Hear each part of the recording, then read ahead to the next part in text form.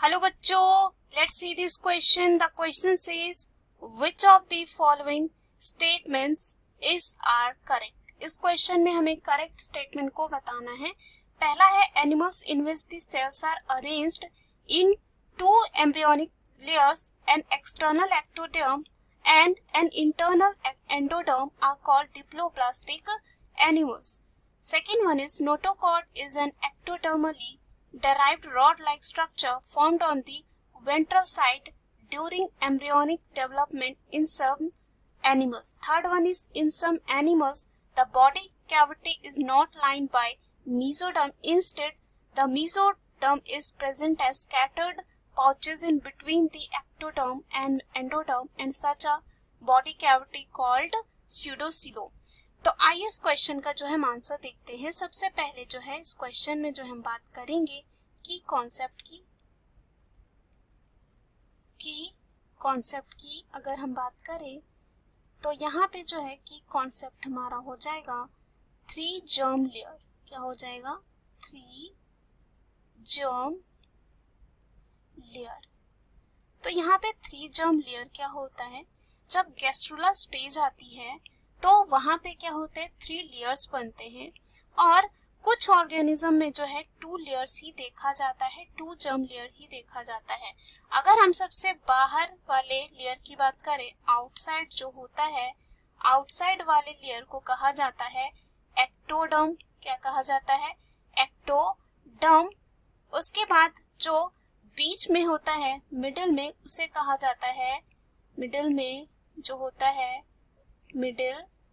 जो होता है उसे यहाँ पे जो है कहा जाता है मीजोडर्म. क्या कहा जाता है? मीजोडर्म. और लास्ट जो लेयर होती है वो होती है एंडोडर्म. एंडोडर्म जो होती है वो क्या होती है?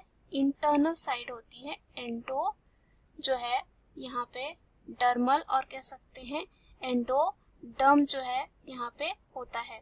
उसके बाद यहाँ पे जो है अगर हम बात करें एंडोडर्म कहाँ होगा? जो है ये इंटरनल की साइड होगा. सो यहाँ पे जो है और कह सकते हैं इनसाइड. उसके बाद यहाँ पे जो लेयर्स होती हैं, अगर 2 लेयर्स हुई एक्टोडर्म और यहाँ पे जो है एंडोडर्म हुआ, एक्टो और यहाँ पे एंडो दोनों हुए, तो इसे कहा जाता है डिप्लोब्लास्टिक. डिप्लो यानी कि यहाँ पे 2 होंगे. डाई यहाँ पे मीनिंग क्या होता है? 2. और यहाँ पे जो है मीजोडर्म जो है क्या होता है? नहीं होगा. उसके बाद सेकेंड दे रखा है हमारे स्टेटमेंट में. यहाँ पर अगर हम बात करते हैं notochord is an ectodermally derived rod-like structure. तो नोटोकॉर्ड जो होते हैं एक्टोडर्मली जो है डेराइव नहीं होते हैं. वो किससे डेराइव होते हैं? मीजोडर्म से, यानी कि इसे हम कहते हैं मीजोडर्मली डेराइव्ड. उसके बाद यहाँ पर जो है ये जो प्रेजेंट होते हैं वो होते हैं किधर में? वो होते हैं डोर्सल साइड में, यानी कि पीछे डोर्सल साइड होगा.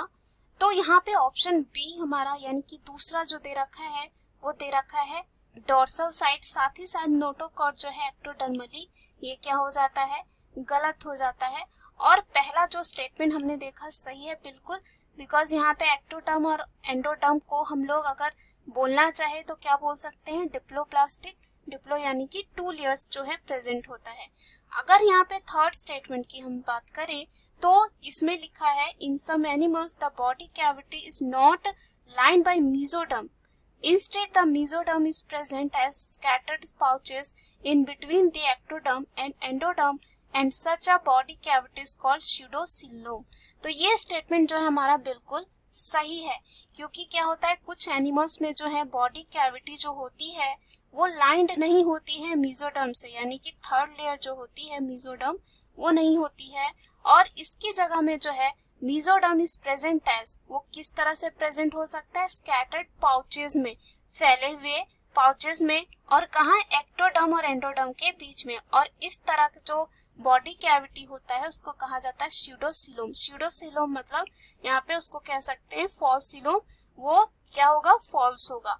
उसके बाद यहाँ पे जो है अगर हम बात करें, जो बॉडी कैविटी लाइंड नहीं होती है मीजोडर्म को, उसी को ही क्या बोलते हैं, सीडोसीलोम। अगर यहाँ पे मीजोडर्म से लाइंड होती तो उसको हम बोलते हैं सीलोम।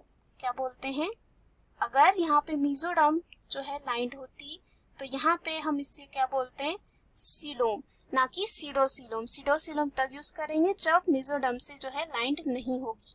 तो चलिए हम जो है ऑप्शन में चलते हैं।